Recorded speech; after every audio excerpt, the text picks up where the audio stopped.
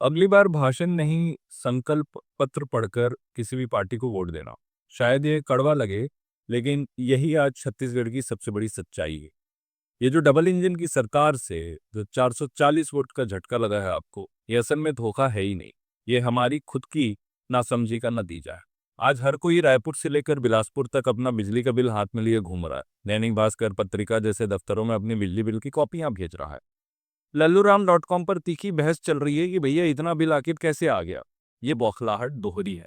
पहली, कि पुरानी बिजली बिल हाफ योजना खत्म हो गई, इससे बिजली के बिल सीधे दोगुने हो गए। और दूसरा खेल है वीपीए वीसीए चार्ज का साइलेंट अटैक। ये एफपीए यानी कि fuel and power purchase adjustment या वीसीए वेरिएबल कॉस्ट एडजस्टमेंट ही वो असली चोर है, जिसे हम ईंधन एवं विद्युत क्रय समायोजन के नाम से अपने बिजली बिल में देखते हैं। ये वो एक्स्ट्रा चार्ज है जो कोयले के दाम बढ़ने पर, ट्रांसपोर्टेशन का रेट बढ़ने पर बहाना बनाकर चुपके से बिल में जोड़ दिया जाता। एक आम बिल, ये मेरे घर का बिल है, इसमें 3550 रुपए में से 274 रुपए सिर्फ इसी कंपोनेंट के जुड़े हो। आप अपने बिल में भी इसे जरूर देख लेना।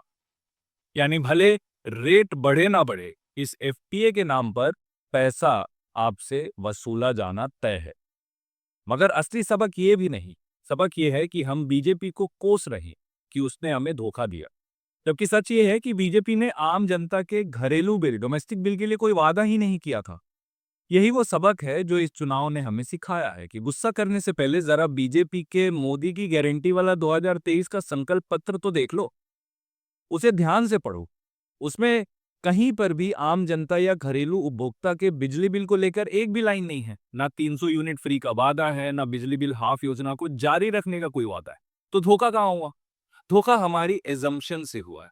छत्तीसगढ़ की आम जनता ये मानकर बैठ गई थी कि भैया जो सब्सिडी भूपेश दे रहा था वो तो मिलेगा ही, ऊपर से हमको महतारी वंदन का भी पैसा मिल जाएगा, ऊपर से हमको एक्स वाई जेड फलाना ढिमकाना का भी पैसा मिल जाएगा। लेकिन हमने सिर्फ नेताओं के भाषण सुने, वो कागज नहीं पढ़ा जिस पर सरकार की बेसिक मुहर लगी थी। ये संकल्प पत्र ही वो इकलौता दस्तावेज होता है जिसे आप बाद में दिखाकर अपने मंत्री या अपने विधायक से पूछ सकते हो कि भैया ये सुविधा लिख के दिए थे, दोगे नहीं दोगे, क्या करोगे?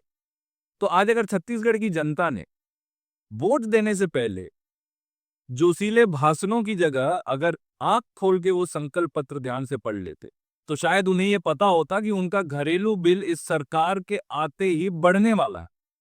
और आज उन्हें ये धोखा नहीं लगता।